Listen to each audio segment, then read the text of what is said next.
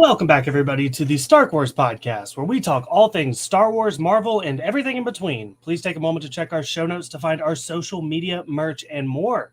Today, we are recapping The Mandalorian The Pirate in full spoiler detail, so if you haven't seen the episode, I would get out of here. And unfortunately, Tommy is busy today doing some pirate stuff, but I'm joined by a great guest, Twitch streamer, silent podcast contributor, Jar Jar Binks sympathizer, and one of the great Star Wars correspondents. It's the Bo-Katan to my Mando. It is Katie. How's it going, Katie? What an intro.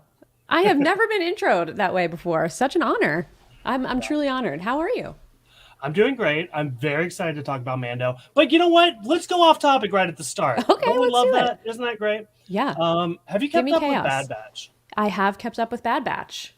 So you've finished the season? Finished the season. I just have to say, because we stopped doing the Bad Batch coverage. Okay.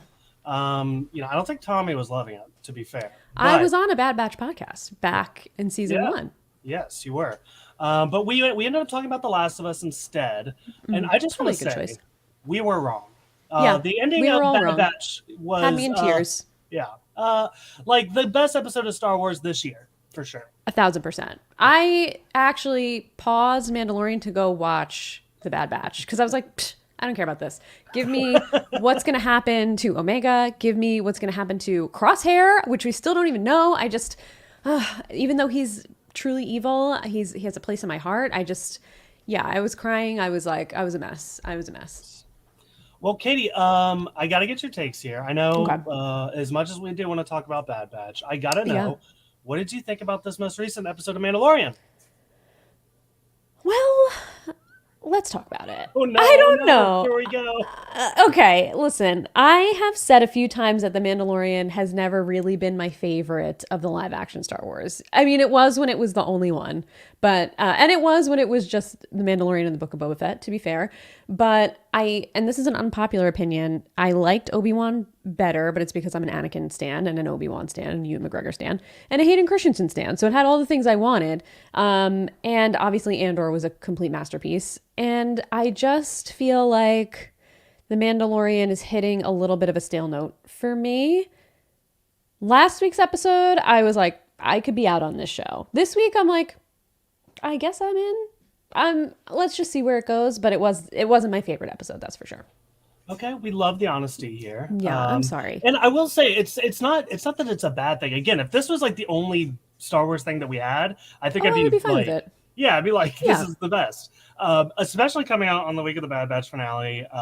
Definitely a second note for me. And then coming off Andor, it's like, Mandalorian is like the goofy clown of like the Star Wars universe at this point, where like they're just doing like there's Babu Fricks running around. The pirates are like so mustache twirly, like it's so there's a lot of cheese to it, which there's a lot to love in that, but then there's it can be a lot. I think the worst thing to happen to The Mandalorian was Andor. Because The Mandalorian was like the shining star, and Andor, I think it's not everybody feels that way about Andor. I'm sure some people are probably like, it's boring, but like that to me was prestige Star Wars. I want everything to be like Andor. Just inject Andor into my veins forever, and I would be happy. So having The Mandalorian come straight off of that, I'm just kind of like, oh, remember how good that other show was? I miss that. Damn you, Andor. Still waiting for season 2 though. Not to be a hater. It's entertaining. I'm sure we're gonna have to find a lot of to love here as we go through it. And we do. We just to dive into the episode here, we open on, I kind of teased it, big pirate episode here. Oh yeah. We get Gordian Shard back, and he's looking for revenge on Navarro. The pirates, I feel like they don't work for you. Am I reading that right?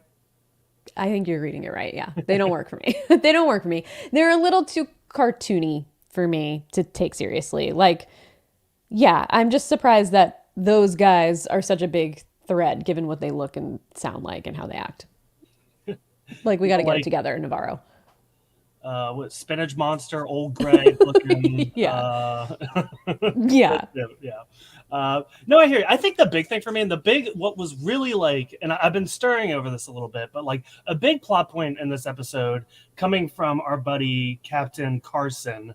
He is all about like he thinks this is a worse sign for what it means to the Empire and Hmm. Gideon. That's a connection I never would have made, right? Like any bad thing that happens in the galaxy, like I'm not going to assume that they're associated with Moff Gideon, and like that's his whole thing, and that's like his argument is like why this is so important. And I'm like, I'm still like, I like the only reason I think that that's a possibility is because he said it. Yeah, it felt like a reach to me for sure. I never would have put the only thing that makes me think about Moff Gideon is the fact that everyone's like, yeah, what happened to that guy anyway? I heard he's at a war tribunal, but like maybe he didn't make it. I don't know. I think his mind got flayed to death. It's like, okay, obviously Moff Gideon, they're hard launching a soft launch of Moff Gideon here. So yeah, I mean, that felt like a shoehorned way to get Moff Gideon back into the storyline. But I mean, listen, he knows better than us. Yes. And another character that has annoyed me on this show is Grief Karga. And here's Yeah. why, okay? And I said it at the time. I said, I understand why he's made the decision that he did to be a free planet, right? He didn't want to be associated with the New Republic. And my thought process was like, look, he just had to deal with the Empire. Like, things were really bad. Everything's great now, and he's doing it on his own. So, like, how can you blame him? But now it's like, he needs the New Republic's help, and he's kind of crawling back a little bit. So I want to know what your take is here. Like, what do you think about Grief Karga's decision? Is he foolish for kicking them out? Do you understand it? I think we really have to blame Cara Dune.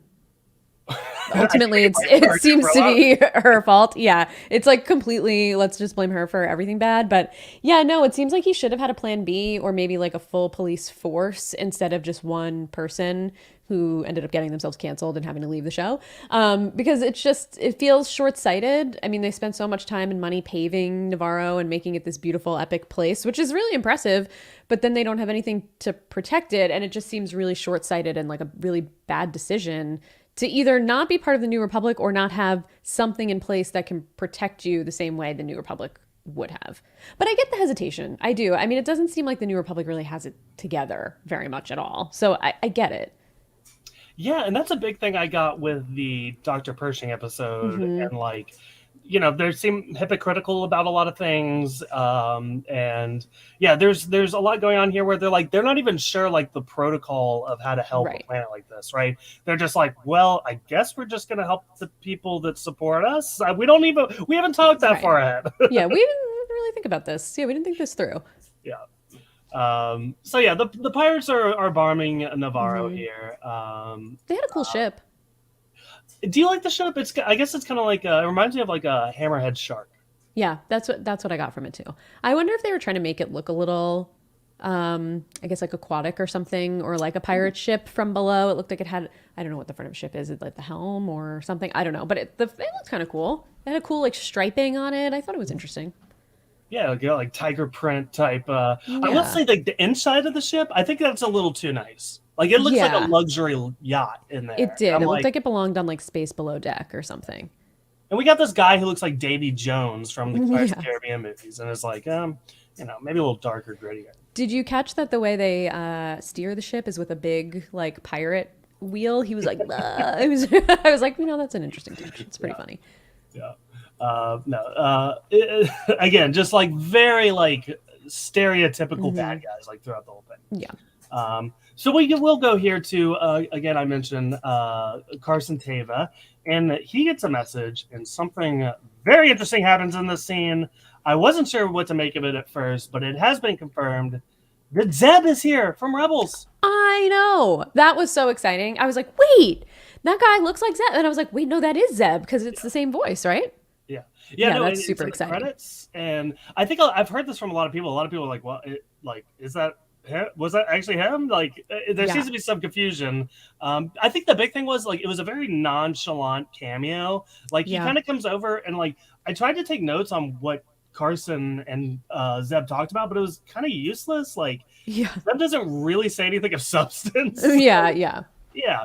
And we saw the same alien race in the Fallen Order video game Yes. as what was it? Yeah, Cal's master. Yes. So Yeah. I'm like, and that guy looked exactly like Zeb. So it's like He I don't know, did. everybody looks the same here. I don't Yeah. I mean, he looked exactly like Zeb. I actually just finished playing through that game for a second time this week, and he really does look exactly like Zeb. Okay, are you gonna come talk to us about the second game when it comes I out? would absolutely love to. I Okay. can't wait. Good. So yeah, what does this mean to you though? Like, is this like because we did a cameo draft and my Oh, cameo team was full of Rebels characters. okay. Not Zeb, unfortunately. I did not get a Oh, point on this one. But I've been fully believing that we're going to get a lot of Rebels characters in this season to set up what might come in Ahsoka. So, what's yeah. your theory on that? Do you think we're going to see more? Yes, I think we are. I think we're probably going to see Sabine, I would assume, just because of such a heavy Mandalore. Obviously, it's the Mandalorian, but like the plot line is just so heavy there. There's the history with Bo Katan. I just feel like it would make sense to see Sabine. I think they're going to have to do some kind of a soft launch of these characters, I think, before we get them in Ahsoka. Maybe just so we get people interested in watching the animated series before the show, because it feels like it is going to be pretty heavily tied in. So I think we're going to get a couple more. Even I think they're going to be small cameos. I don't think it's going to be anything serious other than maybe Sabine. Like I do think we might get more of her. I think we would get the heaviest cameo Yeah. on her. Sabine was my first pick. Mm-hmm. Mandalorian Yep. on the Mandalorian just makes sense. Yep. What I thought was weird though is that like we didn't see Hera here. I feel Yeah. like Hera as the pilot would have been hanging out with the New Republic pilots. So I was like, That's uh, true. I guess was Zeb a co-pilot? I don't know. I don't know. Was he just part of the crew? I don't really Yeah, know technically. yeah. What was his job? But Yeah, it's a good um, question. The muscle. yeah. So Grief does get this message here from Grief Karga, who is groveling, begging for help, Mm-hmm. and he is going to go to Coruscant to ask for help. And this is an interesting scene here. We get this new character named Tuttle, who is like, uh, he's in every TV show. I Tim recognize Meadows. him. Yeah. Yeah, that's his name. Yep. I know I recognize him from The Office, but he's Mm-hmm. in everything. So Principal on Mean Girls. He was yeah. SNL alumni. He's well rounded. Yeah, for sure. So very cool to see him here. But this is who he's going to be asking for help to save Navarro. And again, kind of talked about it, but he's at first he's like, yeah, this is concerning, but like I don't think we can do anything. And then we get Elia Kane who shows up Yeah. again here. Sticking her Um, nose where it doesn't belong.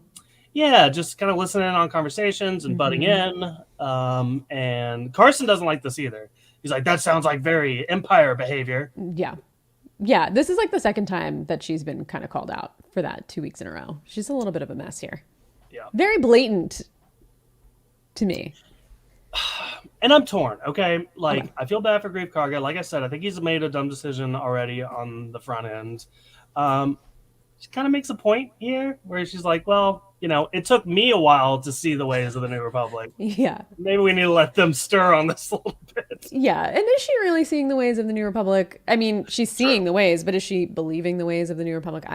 True. What's left to be seen, I would say. But yeah, I mean, she's a little brutal, I think, or a little savage maybe, but I think she does have a point. It's like, well, you're not paying your taxes, right? So it's like, why are we going to rush to help you when you're not really like paying your dues to the New Republic? It's like, well, we could help you, but then no one's going to pay their taxes because then everyone knows they're going to get help if they're not part of it. So it's.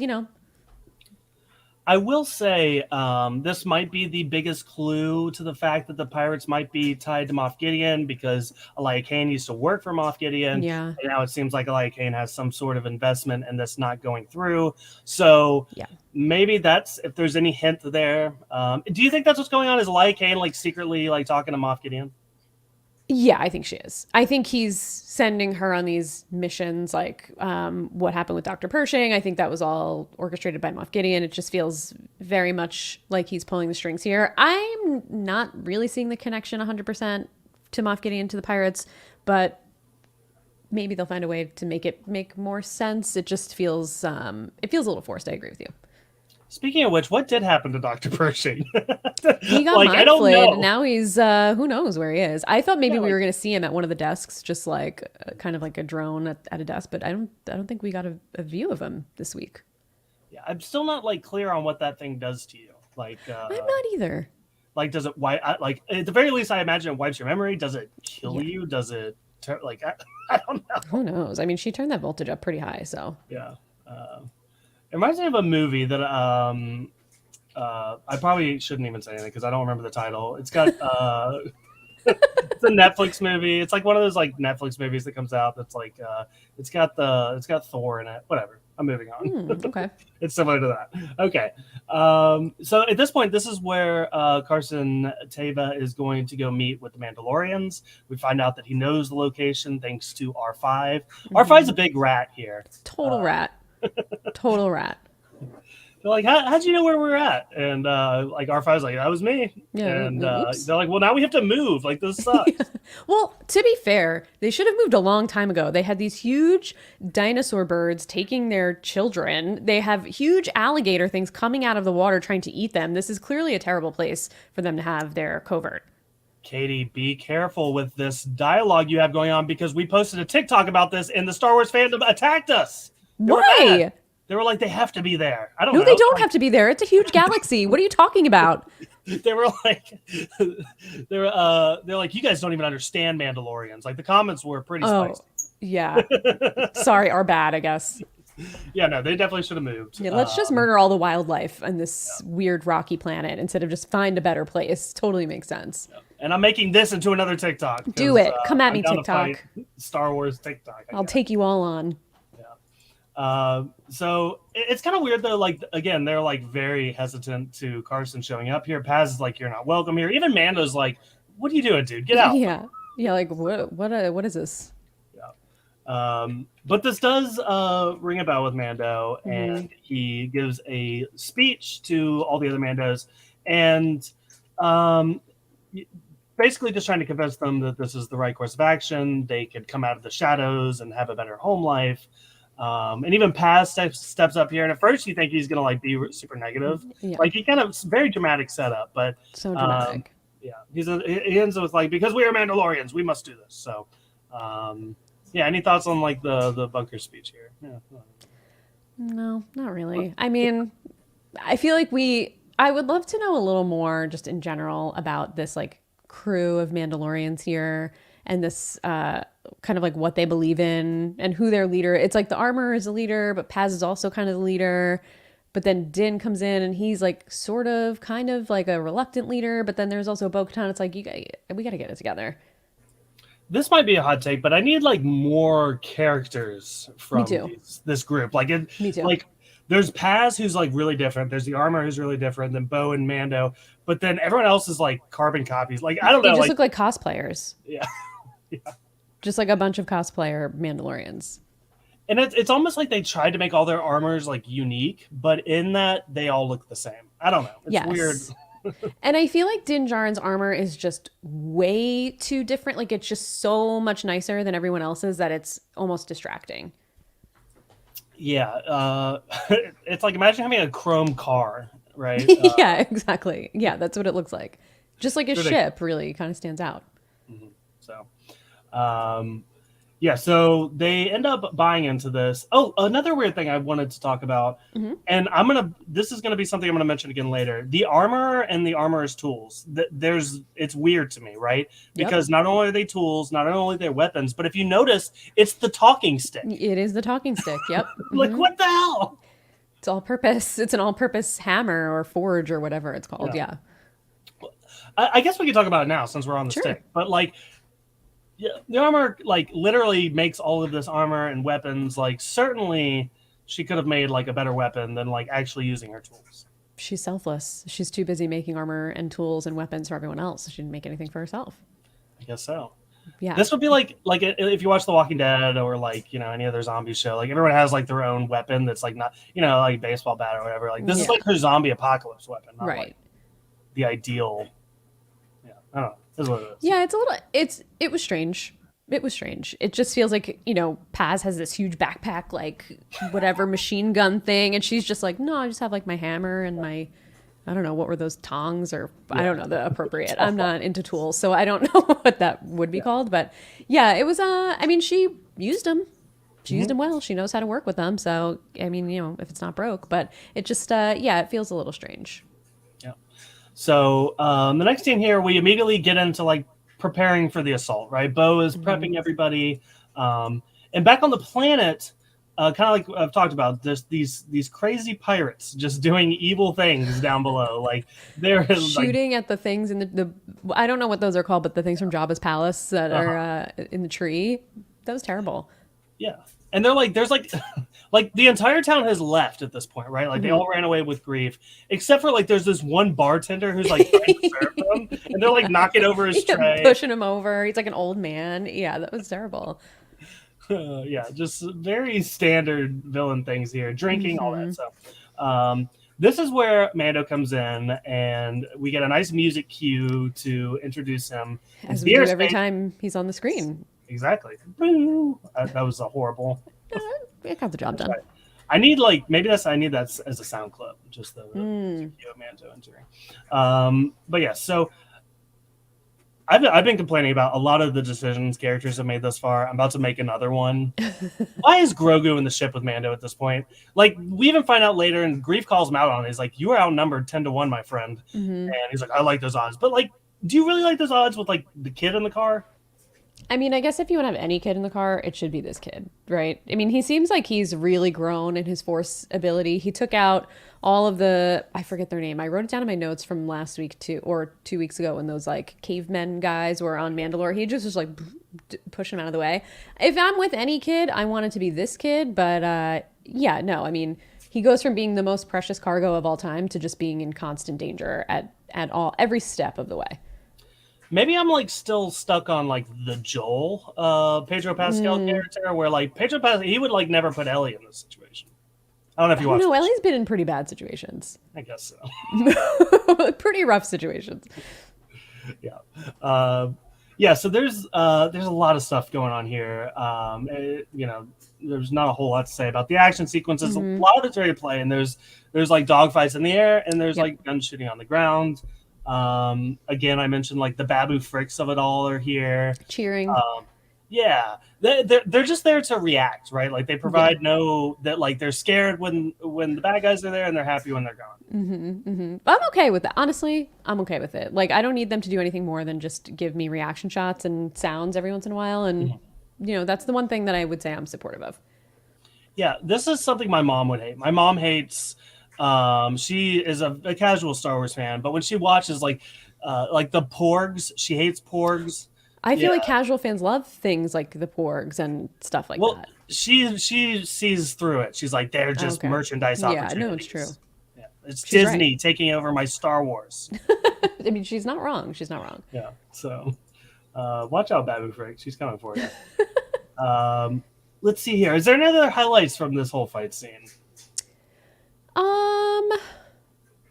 I mean, I don't know. I think not for me, really. I mean, it's just, it feels like we're seeing kind of like, here's my issue. What you said earlier, I agree with you. I don't feel like there's a lot of characters in this cohort of Mandalorians, and there's no stakes for me because obviously Din Djarin's gonna be fine, Bo-Katan's gonna be fine, Paz Vizsla might be fine, he might not, but like, do we care? Not really. And then the armor, she's like their president, so she's gonna be fine. So it's like, what are the stakes for this battle? Like, we know they're gonna win, so I just kind of was like, all right, well, this is just a fun action sequence. If we had some masks coming off and we had some like visual association with some of these people, maybe I might be more invested, but I'm just finding it very hard to connect with a lot of the characters. And I am so thrilled that Bo-Katan takes her helmet off because I was like, I can't do this. I can't do this with Mandalorians that I actually care about with just their helmets on all the time. There's no connection for me. Yeah, I don't even like when the regular Mandalorians are in. Like everyone's just take your helmets off. I'm Yeah, done with just take your this. helmets off. Where sidetrack? Where do you stand on the armor? Like I feel like for the longest time it kind of seemed like she was being built up as the villain, right? Yeah. Bo-Katan, who's the one we're supposed to trust and like, she's like they're a cult, Yeah. and like the armor is doing a lot of cult-like things. So like my whole thing was like, I think the armor is the villain here, but now in this episode it kind of seems like she's going back to I don't know. How do you feel? Well, I was really interested in the theories that the armorer was I forget the character's actual name, but one of the people who followed Darth Maul when he she has the horns on her helmet, so it's Exactly. plausible that she's the same character, but we never really, that was a fan theory. I don't think it ever had any real legs, but that was interesting to me because then that would have made me think like, oh yeah, she is probably the villain that's leading this, really extremist version of Mandalorians. Now it's like she seems like she's just They're Yoda. I think you know how I feel about Yoda, so I won't get too deep into it. I don't know if you know how I feel, but I think you do. It's not good. Spoiler alert for anyone listening. So I think, she's just like their spiritual guide, it seems, which is interesting. I don't know. I don't know where we're going. This is kind of how I feel. I just don't know where we're going. Yeah. I feel like there's seeds. Like there's seeds of things and there have been, but like every time I think it's going one direction, it goes another Yeah. direction. Like Mm-hmm. I felt like there was like a weird like Bo-Katan Mando thing being like built up where they don't like each other and they're gonna rival for the Now I dark feel like they saber. might date. Yeah, now it's like completely different. And Mm-hmm. then what else? Yeah, again with the armor, again, I don't know where that's going now. I Yeah. guess the big thing is Moff Gideon. That's just the only thing we have on our radar. Yeah, I mean, I'm fine with that. I, I'm fine with it, but I'm also not. Like, I'm obviously he was not gone forever, but it just feels like we need to move beyond that now into a new story, which it felt like we were doing with Mandalore. But now it's just like, all right, I guess we're not going to Mandalore. We're going to stay at Navarro, but we're going to get more Mandalorians to come here, which is interesting.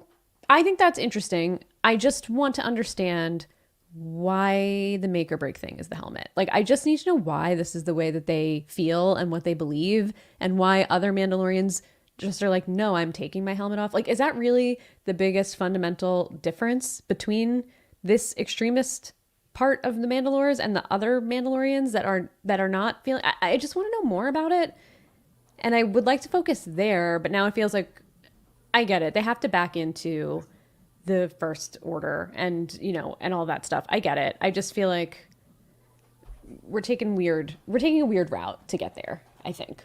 It's just so inconvenient. Of It all the is. traditions, like I talk about this a lot on the podcast. I was raised Catholic. I have experienced a lot of the Catholic traditions, and even throughout being associated with the Catholic Church and knowing people that go to the Catholic Church, even they, which they're pretty extreme, right? Hmm. Even they drop traditions because they're like, this is kind of dumb. Like, Yeah. so I don't know. This is that's the kind of thing where I'm like, you guys are the worst of the worst.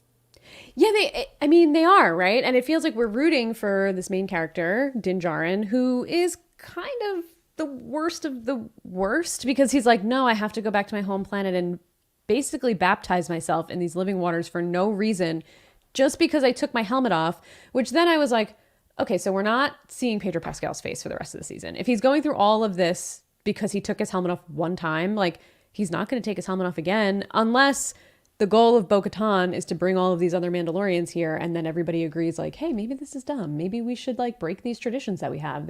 Nobody's more Mandalorian than the rest of us. We're all Mandalorians and we can all just live with our helmets off and we don't have to walk to a scared corner quiet somewhere to eat our pork soup or whatever. What was it called? Not pork soup. That would be horrible. Pog soup. Pork soup would be something horrible. Chewbacca. Yeah, Was. Chewie's favorite food. Yeah, I don't know. I hope we break the tradition a little bit. Because like I said, I think it's making it hard to connect to the storyline and some of the characters.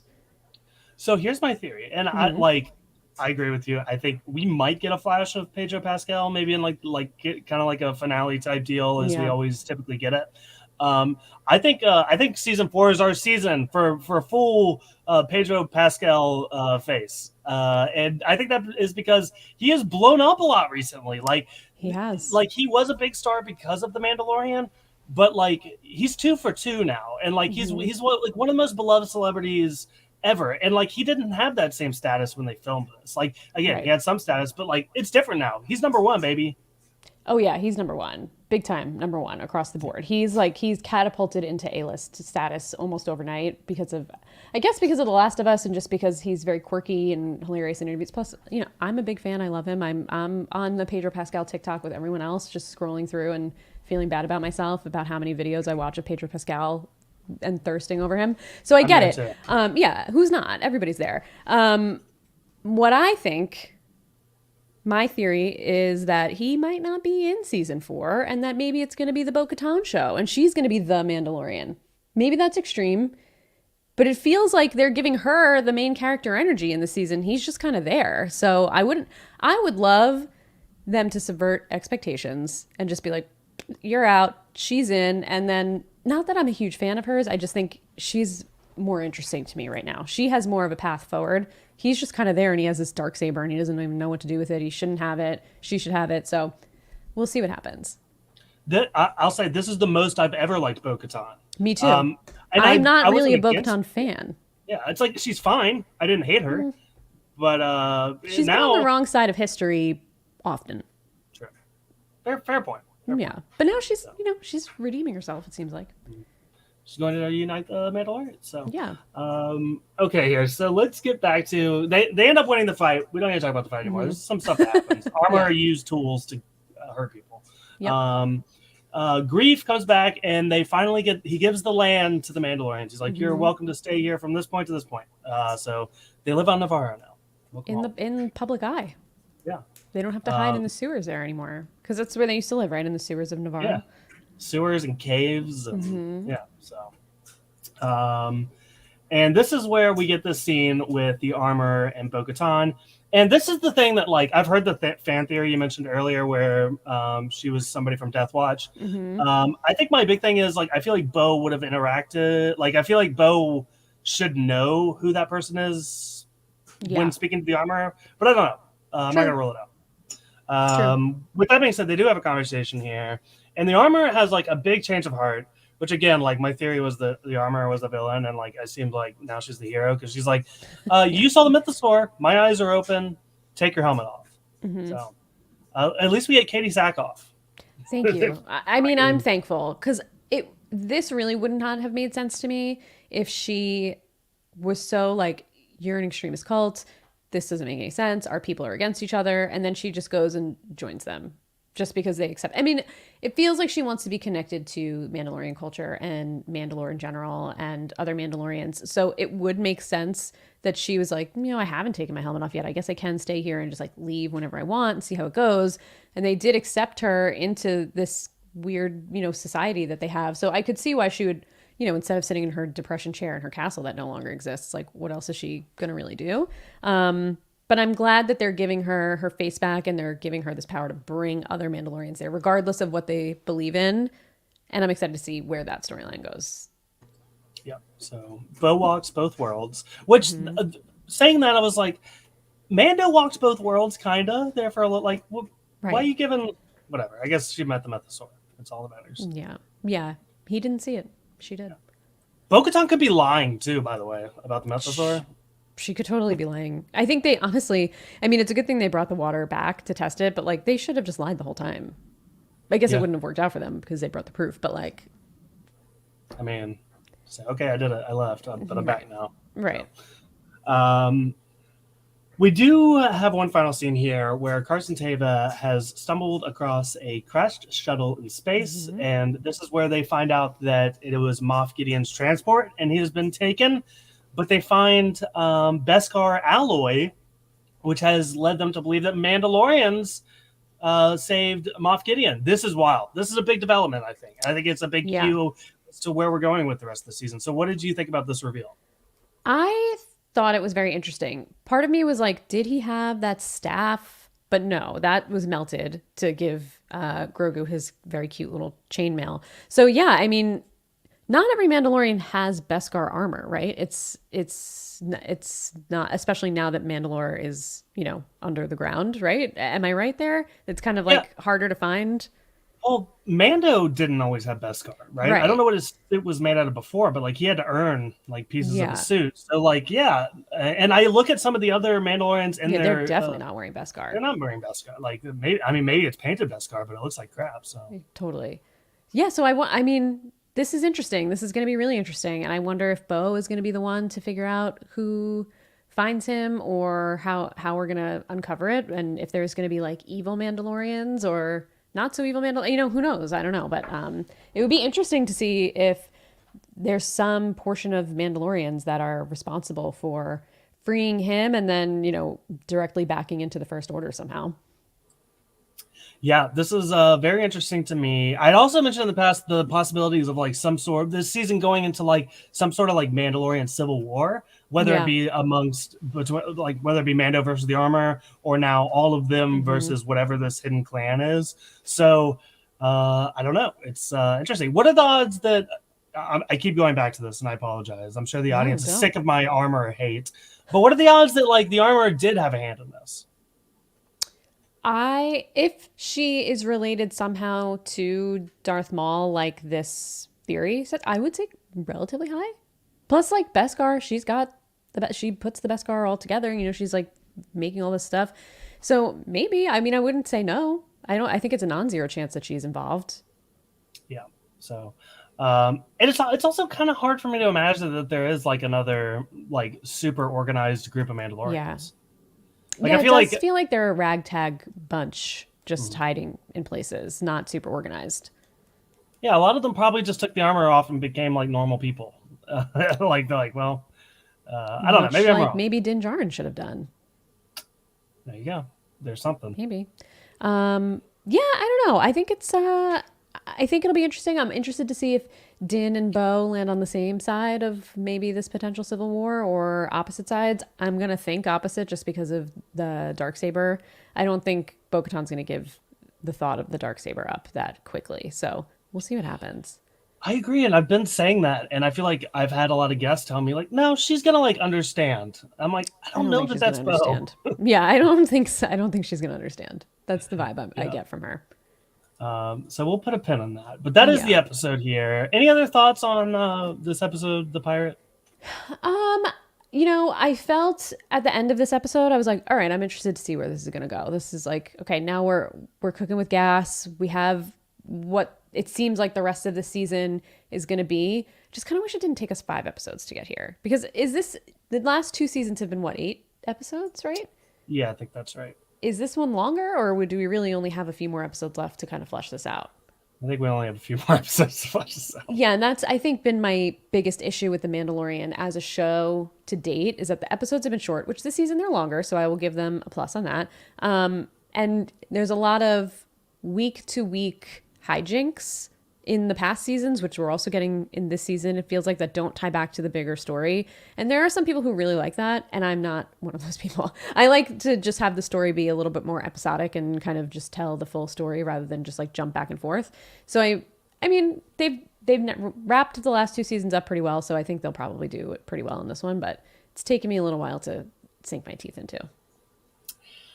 Yeah, there's actually this very big positive message going around about like these standalone episodes where people are like, it's okay, like it's just that it's Star Wars. We're happy to, and I don't want to be a hater, okay? Yeah. Like, I love all Star Wars. I will take it, but Star Wars has always been episode. It's never. It's not like we, it wasn't like we got episodes 4 and 5, and then we like did like a Chewbacca movie, right? Right. So it does feel a little weird for Star Wars when they go off like that. I will say there are some episodes that work really well. I think Clone Wars, at least they did arcs. I feel like we could at least work in arcs here. But yeah, I have a feeling that they're trying to tie a lot of the what seemed like standalone stuff in this season with the pirates to Moff Gideon. Yeah. And maybe, like I said, maybe the armor is still involved with some of the stuff. So I'd like to see the full picture when it's done. But you're right. I think the reason we stopped talking about Bad Batch is like, what are we doing here? Like, Yeah. So I don't know. It is what it is. And that's the great thing about Star Wars. You can love something and I can dislike something and we can just agree and all love Star Wars still.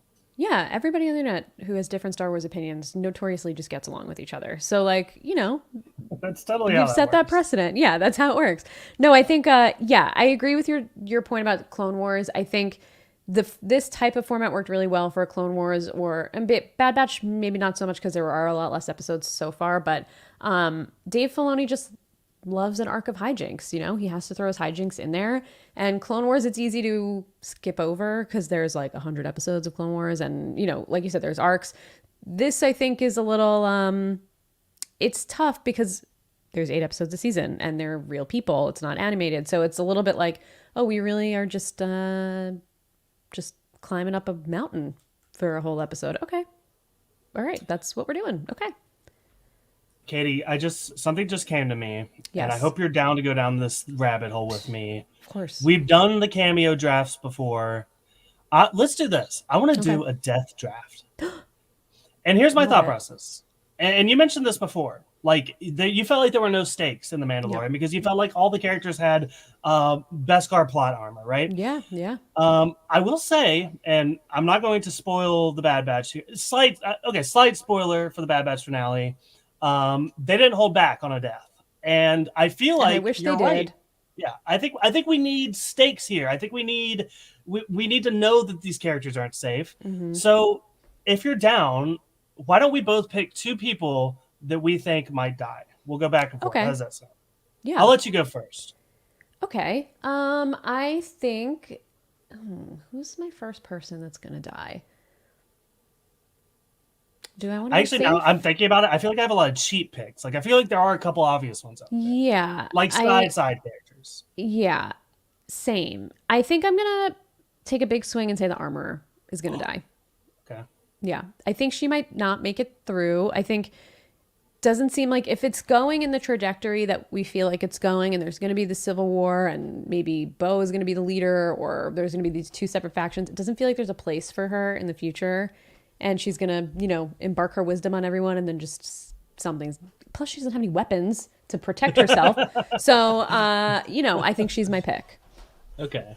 So, and like I said, I feel like there's a couple easy picks, but I don't want to go for an easy pick. Yeah. Like a lot of like the side villains that we've gotten this far, that are still Yeah. kind of lingering out there.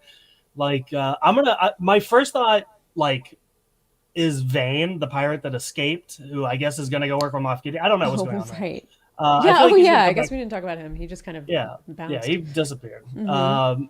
I feel like he could come back and die, but that just feels too easy. So I'm gonna go a little bit harder. I'm gonna say Elia Kane. I feel like this is a 1-season arc for this character, and she's out. Yeah, So. I can see that.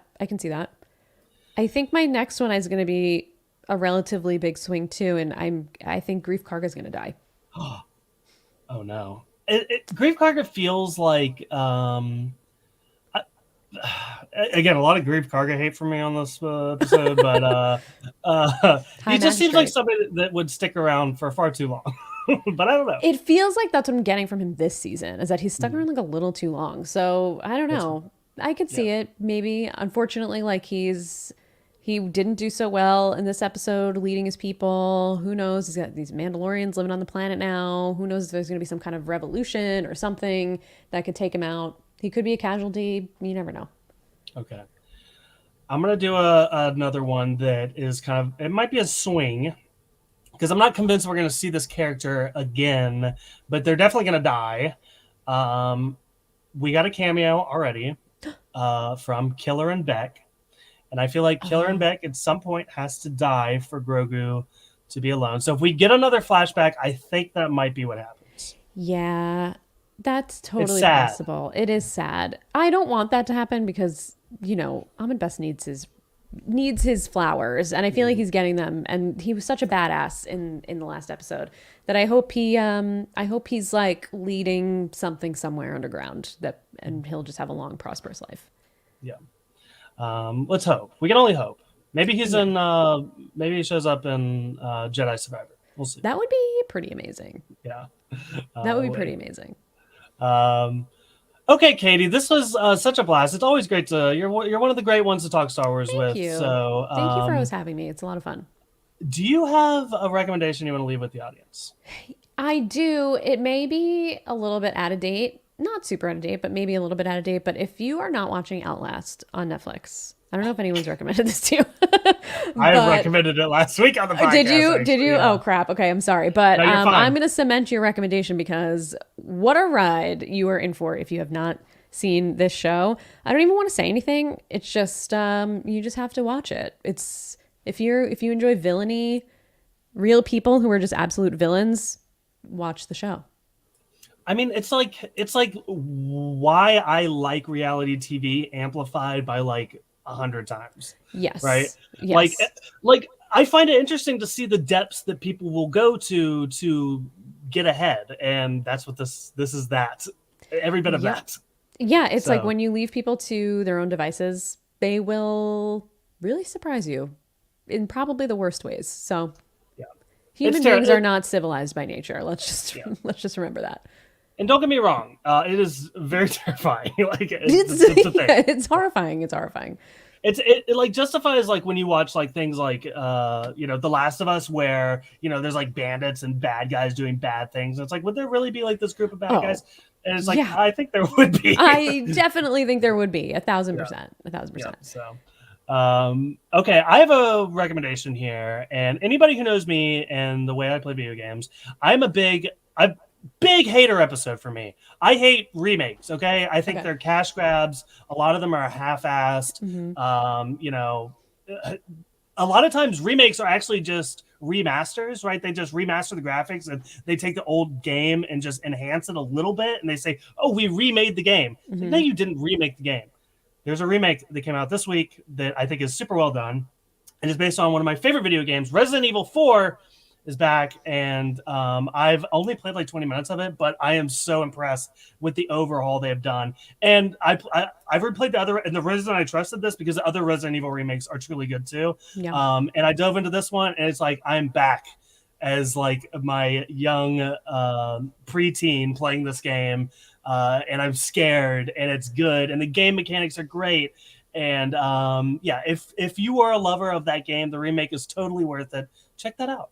Shout out to Leon. I played the demo, and the demo just keeps you in that like creepy little village, and with the guy with the chainsaw. And I just got chainsawed to death 50 times in a row, and I was like, I need to just put this away for a minute. And I haven't dug deep into the official game yet, but yeah, it looks amazing. The graphics are incredible. It really is. They did an amazing job with it from what I've seen. And the reviews are stellar. Yeah. I will say beware if you're buying The Last of Us on PC, though. Another recommendation is The Last of Us subreddit if you want to see hilarious screenshots and videos of how janky this release is. I played it on PC. It's fine for me, but a lot of people, I mean, we had a few moments where it wasn't, but I mean, overall it's okay. But there's some hilarious graphics out there of some glitches and stuff from the game. Oh no, I didn't know. Yeah. I saw that there were reviews. I hadn't looked at them. Not great. But I was gonna play. Like I was down to replay. I was gonna buy it for like the fourth time. Like I bought this game so many times, so I was gonna do it again. But yeah, I bought it on release day. It takes about 2 hours to like really boot the game up in earnest. It's not a great experience, but for me, once the game got going, it was a lot of fun. But it's my first time for playing it myself. I've watched people play it, but it's my first actual playthrough, so I'm having fun with it. Are you aware? Off topic. Have you played or watched the second one? Yes. Are you spoiled for the season 2? Yes, fully spoiled. Okay. Yes. Okay, I'm very excited. Not looking forward. Looking forward, but not. That's all. That's another one. That's like where it's the self torture part of myself where that is what it is. Yeah. Katie, I want to give you the chance. You're always up to fun stuff on Twitch and everywhere else, so I want to give you the chance to tell people what you're up to and where they can find you online and all that good stuff. Thank you so much. Yeah, I'm on Twitter at RealSlimKatie. I am on Twitch at twitch.tv/RealSlimKatie with an underscore at the end. And yeah, like I said, playing The Last of Us there. Just got done playing Jedi Fallen Order, which was really fun. I can't wait for Jedi Survivor. I'm trying to plow through The Last of Us so I can be done in time for Jedi Fallen Order to release. So yeah, that's what I'm doing over there. And I'm also on Silent Podcast. So if you like what you hear from me, which I promise you I'm not always this much of a hater. Today, I don't know. I just had it in me. I'm talking about Big Brother Canada over there, and I'm talking about The Mandalorian over there as well. And I think and Real Housewives over there too. So doing a bunch of stuff over on Silent Podcast, so you can check that out. Are you a big Real Housewives person? Oh yeah. Yeah. I've never watched it, but like I'm like so curious from the outside. Like I haven't dipped my toe in, but I'm always like keeping my ear out. Like I feel like I'm like like these women are like my family, like my extended family, but I like study them. Like I feel like I could teach a class on them. Like I've been in it for way too long. I can never get out. I think about them more than I should. It's probably a disease, really. But it's and you watch all the cities like they do. Okay. Oh yeah, all of them. Love that. Yep, every single one. There we go. All right, Katie, thanks again for doing this. Yeah, thank you. I like to remind everybody to rate and review us on iTunes and Spotify, preferably 5 stars. Also, please subscribe because we're going to be every single week with Mandalorian coverage. We are going to do a Bad Batch season recap to make up for the week-to-week stuff that we did not give you guys. So if you subscribe, you'll have that straight to your feed. Also, follow us on Instagram and Twitter at Star Wars Pod. And we also have a Discord community, so if that's something you're interested in, you can hit us up and we will get you a link.